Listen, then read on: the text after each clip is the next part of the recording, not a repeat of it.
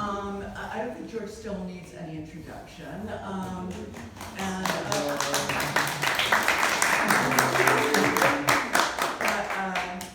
I met George, I met you years ago, but not a super long time ago. I mean, not at the beginning of your career. No. I met you through our mutual friend, the late great Gregory Poe. And that was when you had, I believe the first show Greg took me was at when Mark Selwyn was actually Grant Selwyn, I think. Grant Selwyn, yeah. I believe so. In Beverly Hills. Yeah, and it was like, that was when I think I first saw, I believe you treated the holiday theme and so forth. Especially, I remember vividly the New Year's Eve, streamers, Yes. which I loved, and I still love. And we'll chat to you. But, can we, speaking of background, people know me from Artillery Magazine, where I'm actually not actually a staff writer. I'm not sort of a writer at large, or maybe just at large, or at loss lately. But I took a few notes because, some of it is just, your, what you supplied me, and references and so forth. But I have to have references because, I want to know. And, I have never written formally. I've never critiqued your work. However, people should know that from the get-go, people knew that George had something going. Something, very special, he had his finger on a certain pulse that no one really had ever touched before. I mean, it's not that it had not been approached, but it, no one went exactly where you were, or maybe expected it. You sort of moved, I think, that kind of philosophical, that direction of philosophical inquiry, if we can consider it as a mode of philosophical inquiry, which I think it is, in a certain direction that I think had really not been probed before. And it wasn't that it was, obviously many of these things are latently under the surface. Under the surface, as we will sort of talk about a little bit of pop, of minimalism, and so on and so forth. But there's something both very philosophical about it and very personal, I think, about it, or just something that touches everyone.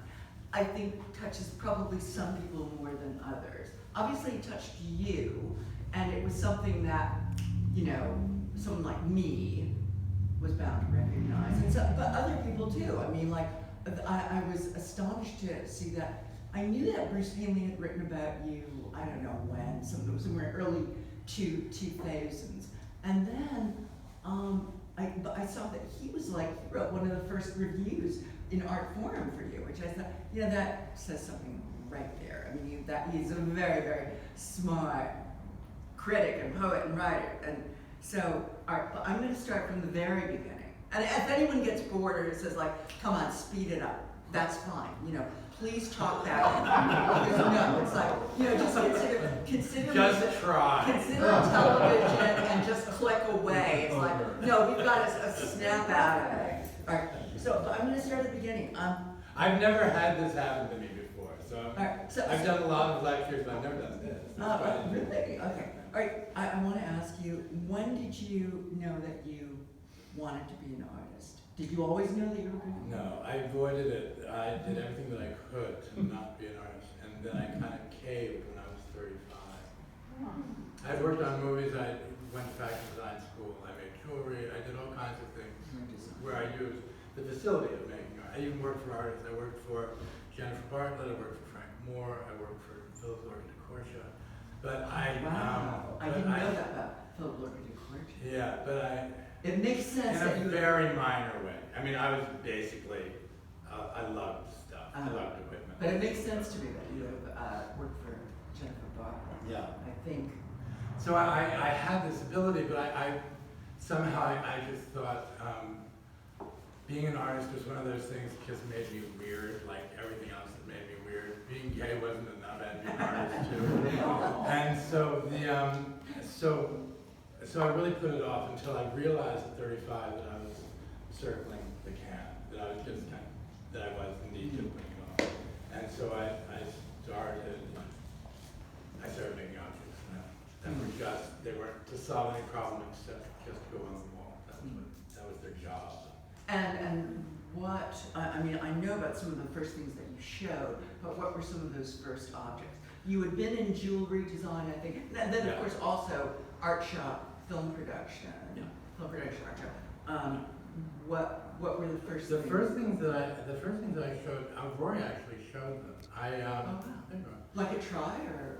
Yeah, I tried first. It was the first show. It was Hollywood Gallery. It was these pieces that I made that were the first ones that I did. I really wanted to. Again, I wanted to make something that. I wanted to make something that functioned, and so I designed a rug that looked like a sheet of plywood. And so I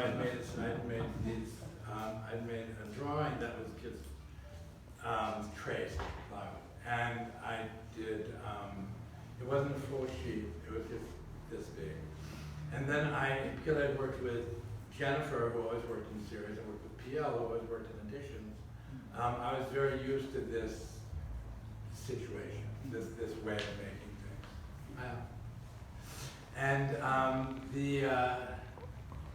So I made a commitment, as one does, to make 12 of them.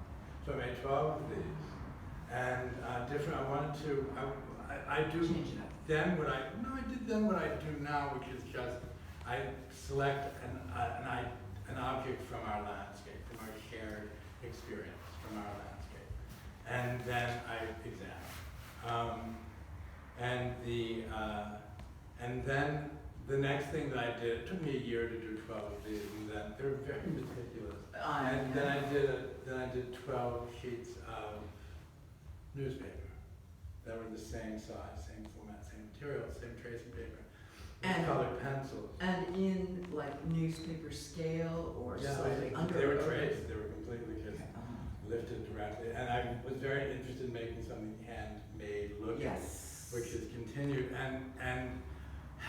When I got into the 8th newspaper drawing, I put it next to one of the plywood drawings, and what the plywood was not saying, what the newspaper wasn't saying, they were having conversation, and so I made them diptychs with the plywood talking to the newspaper. So again, it was really just sort of the way that I wanted to make things were making selections from our shared world, Mhm. and then sort of making them homemade.